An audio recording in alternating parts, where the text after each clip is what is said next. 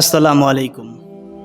ওস্তাদ আবু তোহা মোহাম্মদ আদনানের স্ত্রী সাবিকুন নাহার সারা উনি একের পর এক যা শুরু করেছেন, আসলে এটা মেনে নেওয়ার মতো না। একজন দিনের দায়ী, একজন ওয়েজ বক্তা, তার বিরুদ্ধে যেভাবে উঠে পড়ে লেগেছে, এটা কোনোভাবেই মানা যায় না। সাবিকুন নাহার সারা ফেস দ্য পিপল এক ইউটিউব চ্যানেল থেকে তারা লাইভে এসেছেন। সেখানে এসে আবু তোহা মোহাম্মদ আদনানের বিরুদ্ধে অনেক অভিযোগ তুলে ধরেছেন। তো আমি, আপনারা যদি একটু সময় দেন তাহলে অল্প সময়ের মধ্যে আমি বিস্তারিত কি অভিযোগ তুলে ধরেছে এটা আমি আপনাদেরকে জানিয়ে দেব। আগেই আমাদের জেনে রাখা দরকার যে আবু তোহা মোহাম্মদ আদনানের স্ত্রী সাবিকুন নাহার সারার পূর্বে আরও 2 থেকে 1টা বিয়ে হয়েছে এবং সে আগের ঘরে 2টি সন্তানও ছিল। 2টি সন্তান রেখে এসে পরে আবার আবু তোহা মোহাম্মদ আদনানের সাথে বিবাহ হয়। তো আবু তোহা মোহাম্মদ আদনানের স্ত্রীর ফেস দ্য পিপলের তিনি সেই সাক্ষাৎকারে লাইভে এসে যা বললেন, তার সর্বপ্রথম 1 নাম্বার অভিযোগ হলো আবু তোহা আদনান নাকি তার স্ত্রীকে অনেক মারধর করতে শুধু অনেক মারধর করতেন, নির্যাতন করতেন।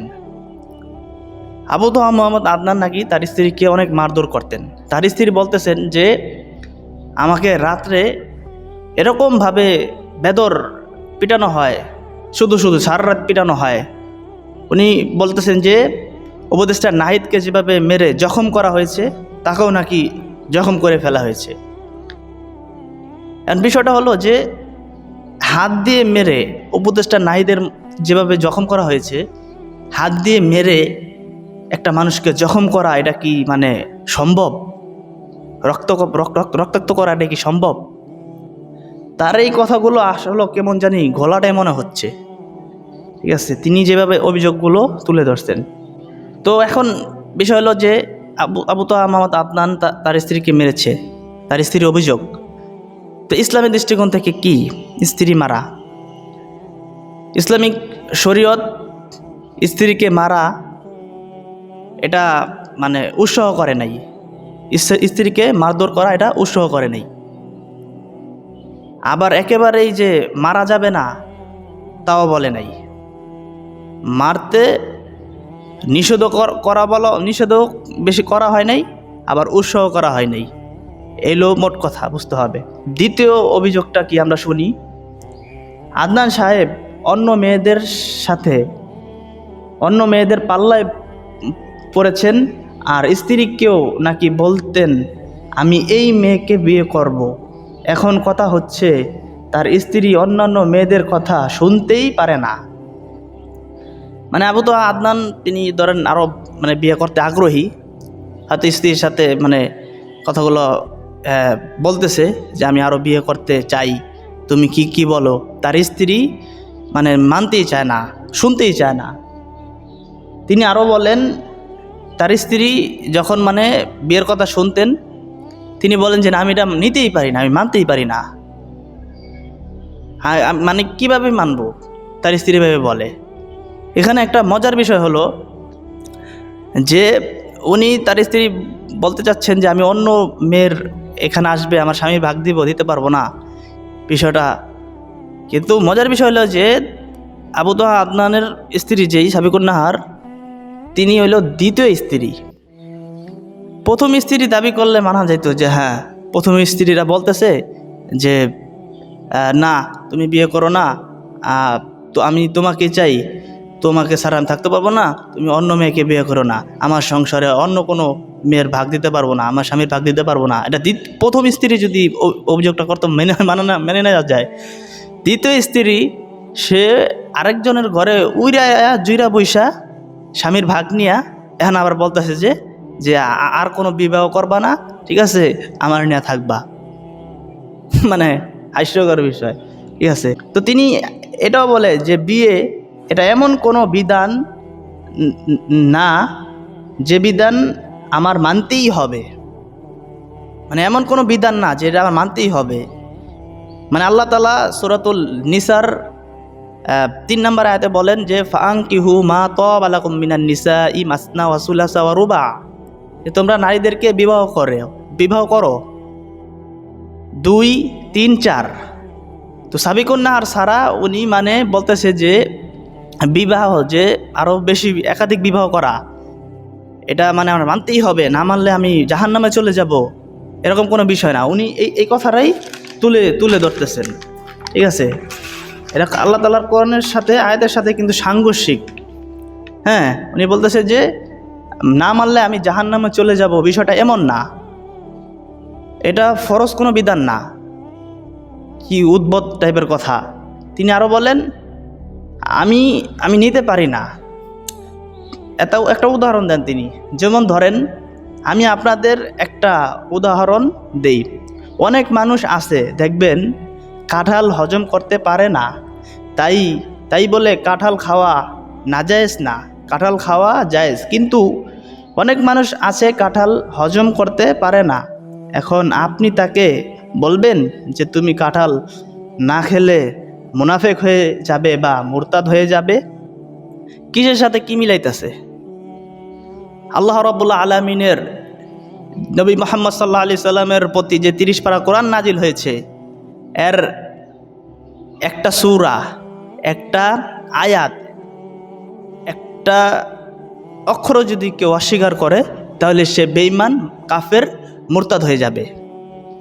আর সে বলতেছে যে এটা এমন কোনো বিধান না যে না মানলে আমি জাহান্নামে চলে যাব। হ্যাঁ, কি উদ্ভট টাইপের কথা। আল্লাহ রাব্বুল আলামিন সূরাতুল মাইদার 44 নম্বর আয়াতে বলেন ওয়ামান লাম ইয়াহকুম বিমা আনজালাল্লাহু ফাউলাইকা হুমুল কাফিরুন। নবী, আপনি কি জানেন কাফের কারা? আল্লাহ যাহা অবতীর্ণ করেছেন তদনুসারে যাহারা তাদের জীবন ব্যবস্থার ক্ষেত্রে বিধান দেয় না, বিধান কার্যকারী করে না, মানে না, তাহারাই কাফের। আল্লাহ তাআলা যা নাজিল করেছেন, যা বিধান দিয়েছেন, এই সব মানতে হবে। যদি কোনোটার সাথে যদি আপনার দ্বিমত থাকে যে আমি কোরআনের এই আয়াতটা মানি আর এই আয়াতটা মানি না, তাহলে আপনি মুরতাদ, বেঈমান হয়ে যাবেন। তো এখানে কিন্তু আবু তাওয়ামা আদনানের সাবিকুন নাহার সারা উনি মানে একজন আলেমান আর কি, কিন্তু এখানে মূর্খতার পরিচয় দিল, যে সব মানতে হবে। হ্যাঁ, ইসলাম সবই মানতে হবে, ইসলাম পরিপূর্ণ। আল-ইয়াউমা আকমালতু লাকুম দীনাকুম ওয়া আতমামতু আলাইকুম নি'মাতি ওয়া রাদিতু লাকুমুল ইসলাম দীনান। ইসলামে সব কিছু আছে, পূর্ণাঙ্গ জীবন ব্যবস্থা ইসলাম। কেউ যদি আল্লাহ তাআলার কোনো আয়াত অস্বীকার করে তাহলে সে মুরতাদ, বেঈমান হয়ে যাবে। তো সাবিকুন নাহার সারা যে কথাটি বলেছেন, এটার সাথে আল্লাহর কোরআনের সাথে সাংঘর্ষিক হয়ে যায়, এবং তিনি যে কথা বলেছেন এ দ্বারা আর আল্লাহ রাসূল সাল্লাল্লাহু আলাইহি সাল্লামের হাদিস মিথ্যা বলে গণ্য হয়। নাউযুবিল্লাহ। আল্লাহ রাসূল সাল্লাল্লাহু আলাইহি সাল্লাম বলেছেন আন-নিকাহু সুন্নতি, বিয়ে আমার সুন্নত, ফামান রাগিবা আন সুন্নতি ফালাইসা মিন্নি, যে আমার সুন্নতের সাথে বিদ্বেষ পোষণ করে, আমার সুন্নত পালন করে না, সে আমার উম্মতের দলভুক্ত নয়। আল্লাহর রাসূল সাল্লাল্লাহু আলাইহি সাল্লাম এ কথা বলেছেন। তো আদনানের স্ত্রী স্বামীর সব কথা ফাঁস করলেন, কোনো কথাই গোপন রাখলেন না। স্বামীর যত ত্রুটি আছে সবই ফাঁস করলেন, কোনো কথাই গোপন রাখলেন না। আল্লাহ রাসূল সাল্লাল্লাহু আলাইহি ওয়াসাল্লাম বলেন মান সাতারাল মুসলিমান সাতারাল্লাহু ফিদ দুনিয়া ওয়াল আখিরাতি।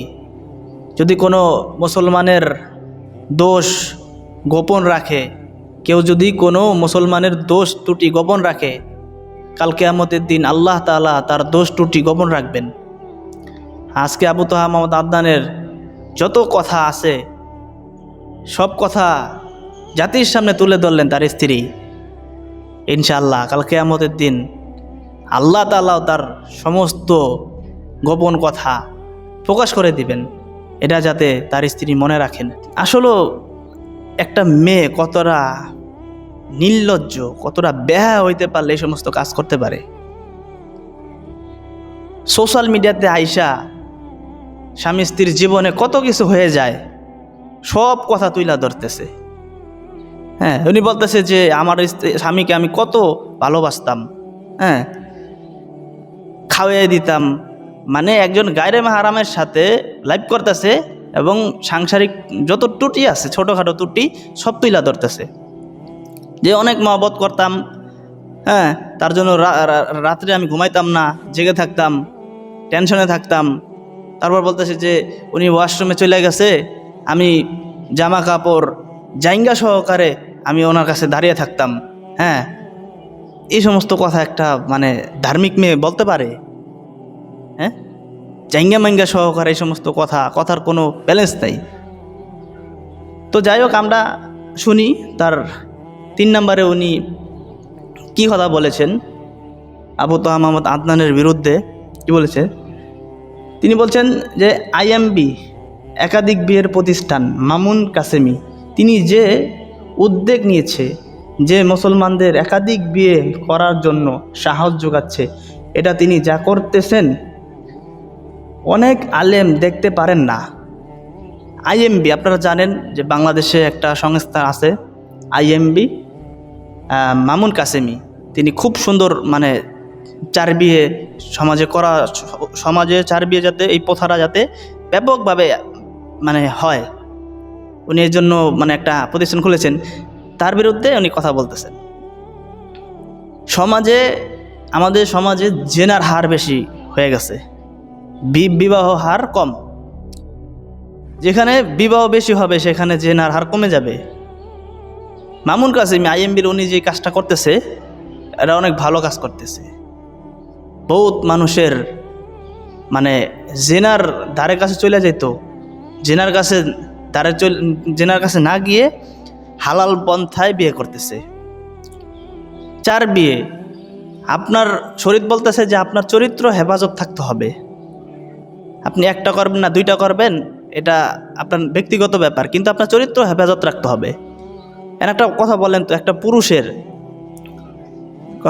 পুরুষের কখনো একটা মেয়ের প্রতি আকৃষ্ট থাকে না। একটা পুরুষ একজন মেয়ের প্রতি আকৃষ্ট থাকে না, তার বহুত পুরুষের অনেক চাহিদা থাকতে পারে, অনেক মেয়ের প্রতি খায়েশ হত্যা থাকতে পারে, কিন্তু এটা হালাল পন্থায় করতে হবে। আপনি একটা বিয়ে করেছেন, আপনার চরিত্র হেফাজত হবে। আপনি আরেকটা বিয়ে করেছেন, আপনার চরিত্র আরও হেফাজত হবে। আপনি আরেকটা বিয়ে করেছেন, আপনার চরিত্র আরও হেফাজত হবে। আপনি আরেকটা বিয়ে করেছেন, আপনার চরিত্র আরেকটা হেফাজত হবেই। হেফাজত না হয়ে কো যাবে? আপনার যদি 4 জন বিবি থাকে, 4 জন স্ত্রী থাকে, এরপরও তো আপনার অন্য জায়গার যাওয়ার প্রয়োজন হইতেছে না। ইসলাম বলতেছে যে তোমরা জেনার দ্বারের কাছে যেও না, প্রয়োজনে হালালভাবে বিয়ে করো। আল্লাহ রাব্বুল আলামিন বলতেছেন যে ওয়ালা তাকরাবুজ জিনা, জিনার দ্বারের কাছেও যেও না, ইন্নাহু কানা ফাহিশা, কেননা ইহা ফাহিশা কাজ, মন্দ কাজ। তো খারাপ কাজে যাওয়া যাব না, হালাল পন্থায় বিয়ে করা নেওয়া যাব। এরকম অনেক বিষয় আমাদের সমাজে বেশি বিবাহ প্রথা না থাকার কারণে জেনার হার বেড়ে গেছে, পরকীয়ার হার বেড়ে গেছে। এই যে পরকীয়া যারা করছে, ওরা যদি আজকে পরকীয়া না করে হালাল পন্থায় বিবাহ করত, বাংলাদেশে পরকীয়ার হার এত বাড়ছে। সমাজ বিবাহটারে কঠিন করে ফেলাইছে, জেনাটারে সহজ করে ফেলাইছে। একটা সমাজে মানুষ দেখবেন যে পরকীয়া করে, লুচ্চামি করে, চরিত্র ভালো না, এটা সমাজের মানুষ মানে কিছু বলবে না, খারাপ চোখে দেখে না। কিন্তু যখন একটা মানুষ শরীয়ত মেনে, আল্লাহ দিন মেনে, আল্লাহর কালিমা সাক্ষী রেখে যখন একটা মানুষের দায়িত্ব নিবে, একটা মহিলা দায়িত্ব নিবে, বিবাহ করবে, একাধিক বিবাহ করবে, তখন সমাজ তার দিকে বাঁকা চোখে দেখে, যে মনে হয় এই লোকটার মানে চরিত্র ভালো না, খায়সত্তা বেশি, নারীদের লোভ। আরে আল্লাহ তাআলা বলেছেন তোমরা নারীদেরকে বিয়ে করো, হালাল পন্থায় বিয়ে করো, 4টা বিয়ে করার জায়েজ আছে। যার সামর্থ্য কুলায় সে করবে, তাই না? তো আইএমবির এই মামুন কাসেমি উনি যে কাজটা করতেছে আমি মনে করি, এবং বাংলাদেশের বরেণ্য ওলামায়ে কেরাম তাকে সাপোর্ট দিতেছেন যে হ্যাঁ, এই সমাজকে জাগাইতে হবে। যদি 4 বিয়ের প্রথাটা বেশি বেশি আলোচনা করা হয় তাহলে মানুষ বিবাহ করা আগ্রহী হবে। দেখবেন একজন মানে সাধারণ মানুষ, একজন আলেমরাই মনে করেন যে বেশি বিয়ে করবে, এই সাহসতা পাইতেছে না। কারণ সমাজ কঠিন করে ফেলাইছে। সমাজে মানে বিয়ে করলেই খারাপ, আর যে না আকামুকামে দিক যদি করলে এটা খারাপ মনে হয় না। এই সমাজের কথা মানা যাবে না। আমার দিন, আমার আল্লাহ, আমার নবী যা দিয়ে গেছেন তাই শুনতে হবে, তাই মানতে হবে। তো আমি মনে করি আইএমবি এই ভাই যে কাজটা করতেছে অনেক ভালো করতেছে। একটা জিনিস দেখেন, একটা মুরব্বী, একজন লোক শেষ বয়সে গিয়া তার স্ত্রী মারা গেল, তখন তার হাঁটতে চলতে কষ্ট হয়, বিছনায় পড়ে যদি থাকে, তাহলে ওই বুড়ো লোকের খেজমত কে করবে? আমাদের সমাজে এরকম হইতেছে যে পুত্রবধূ, ছেলের বউ শ্বশুরের খেজমত করতেছে, মানে বিছনায় পড়ে গেছে, তার খাওয়া লওয়া না গোসল সব এই ছেলের বউ করতেছে।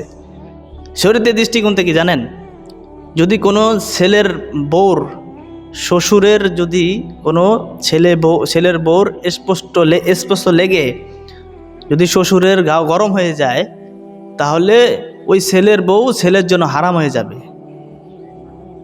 হ্যাঁ, এর জন্য বিয়েটা সহজ করতে হবে। শেষ বয়সে গিয়ে মানুষ বিয়ে করতে লজ্জাবোধ করে, কিন্তু সাহাবায়ে কেরামরা করেছেন। ওসমান রাদিয়াল্লাহু আনহু তার শেষ বয়সে গিয়ে উনি বিবাহ করেছে। এই আইএমবি উনি যে কাজটা করতেছে, উনি ভালো কাজ করতেছে। আশা করি উত্তরটা পেয়েছেন। আবু তোহা মোহাম্মদ আদনানের ছেলে মেয়ে ফ্রি মিসিং, তার যে প্রতিষ্ঠান, সেই প্রতিষ্ঠানে ফ্রি মিসিং চলাফেরা নাকি। তার স্ত্রী একটা মানে সিসিটিভি ফুটেজ ভাইরাল করেছেন, সেখানে উনি বুঝাতে চেষ্টা করতেছেন যে এখানে ছেলে মেয়ে একসাথে পড়াশোনা করতেছে। ফ্রি মিসিং কোনটাকে বলে ইসলামিক দৃষ্টিতে? ফ্রি মিসিং বলে হলো যে মেয়েরা বেপরদাভাবে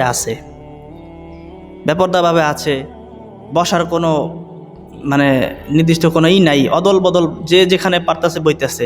যেরকম কলেজ ভার্সিটি এখন চলে, সেখানে বেপরদাভাবে চলাফেরা ফ্রি মিসিং, মানে ছেলে মেয়ে সব একসাথে বসা, এটা হলো ফ্রি মিসিং।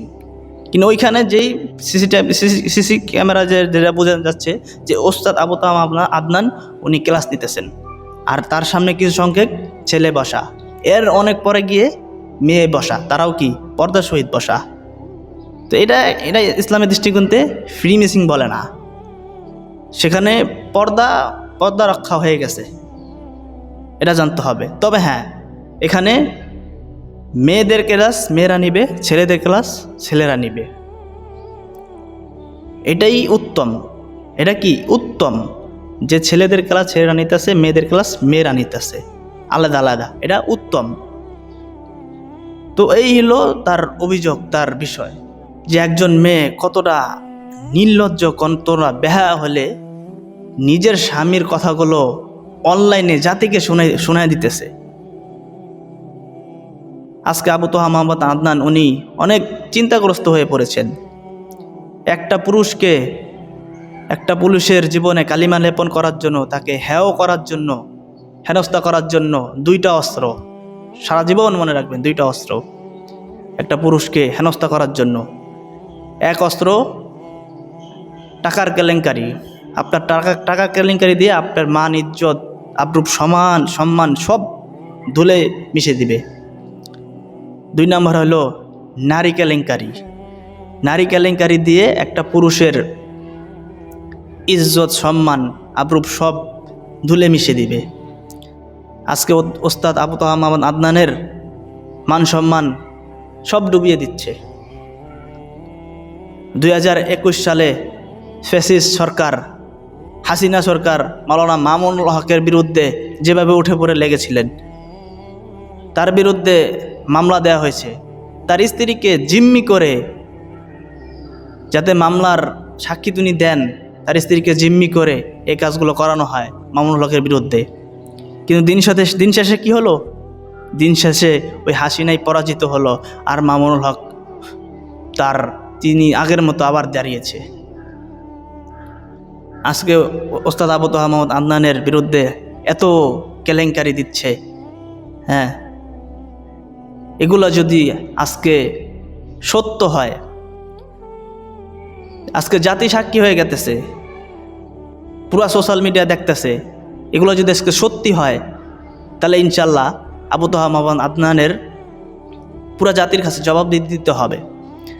আর যদি তার স্ত্রী সাবিকুন্নান ছাড়া যা অভিযোগ তুলেছেন এগুলো যদি মিথ্যে হয়, বানোয়াট হয়, ইনশাল্লাহ আল্লাহ তাআলার কাছে জবাব দিতে হবে। পুরা দুনিয়া সাক্ষী হয়ে যাচ্ছে, পুরা দুনিয়ার মানুষের সামনে আল্লাহর কাছে জবাব দিতে হবে, এটা মনে রাখতে হবে। আবু তোহা মোহাম্মদ আদনান উনি বলতেছেন, ওয়াল্লাহি আল্লাহর কসম, মুহাম্মদ সাল্লাল্লাহু আলাইহি সাল্লামের রবের কসম, আমি জিনাকার নই, আমি গুনাহগার নই। উনি এইভাবে বলতেছেন, আমি জিনাকার নই, আমি গুনাহগার নই। আজকে আবু তোহা মোহাম্মদ আদনানকে হাজারো যুবক ছেলেরা তাকে ভালোবাসেন, তার কথা শুনে নামাজ ধরেছেন, রোজা রেখেছেন, বহুত হারাম সম্পর্ক মেয়েদের সাথে ছিল, তার কথা শুনে হারাম সম্পর্ক আজ থেকে ছেড়ে দিয়েছেন, ইসলাম পরিপূর্ণ মেনেছেন। এই দিনের ক্ষেত্রে তার অনেক অবদান আছে আবু তোহা মোহাম্মদ আদনানের। উনি নিজেও একজন জেনারেল শিক্ষিত ছিল, কিন্তু পরবর্তীতে ইসলামের ছায়াতলে এসে হেদায়েত পেয়ে দায়ী হয়েছেন। তিনি এই যুবকদের মানে আইডল, অনেক নসিহত করেন, তার নসিহতের দ্বারা অনেকে হেদায়েত পেয়েছেন, তার কথাগুলো তাসির হয়। তিনি যে এক একটা কথা বলে প্রত্যেকটা যুবকের কলিজার ভিতরে গিয়ে আঘাত করে, তার কথাগুলো এত সুন্দর হয়, তার কথার মধ্যে অনেক তাসির হয়। তার কথা শুনে নামাজ ধরে ছেলেরা, তার কথা শুনে গার্লফ্রেন্ড হারাম অ্যাফেয়ার্স ছেড়ে দেয়, তার কথা শুনে ইসলাম পরিপূর্ণ মানে, তার কথা শুনে ইসলাম পরিপূর্ণ মানে। তিনি এই দিনের জন্য অনেক ভালো খেদমত করেছেন, তাকে বিশেষ করে যুবকরা কখনো ভুলবে না, যুবকরা কখনো ভুলবে না। যতই তোমরা নারীর কেলেঙ্কারি দাও, ইনশাআল্লাহ আবু তোহা মোহাম্মদ আদনান উনি আবার ঘুরে দাঁড়াবেন। উনি এখন আল্লাহর দরবারে ধৈর্য ধারণ করতেছেন, আল্লাহর দরবারে উনি বিচার দিয়ে রেখেছেন। আল্লাহর থেকে কি ফয়সালা আছে উনি সেই অপেক্ষায় আছেন। আল্লাহ রাব্বুল আলামিন বলেন, ইন্নাল্লাহা মা'আস সাবিরিন, নিশ্চয় আল্লাহ ধৈর্যকারীদের সঙ্গে আছেন, ধৈর্যশীলদের সঙ্গে আছেন। আবু তোহা মোহাম্মদ আদনান উনি ধৈর্যর পরিচয় দিয়ে যাচ্ছেন। ইনশাআল্লাহ আল্লাহ তাকে নিরাশ করবেন না, এই ঝামেলা থেকে মুক্ত করবেন, এই ঝামেলা থেকে তাকে মুক্ত করবেন।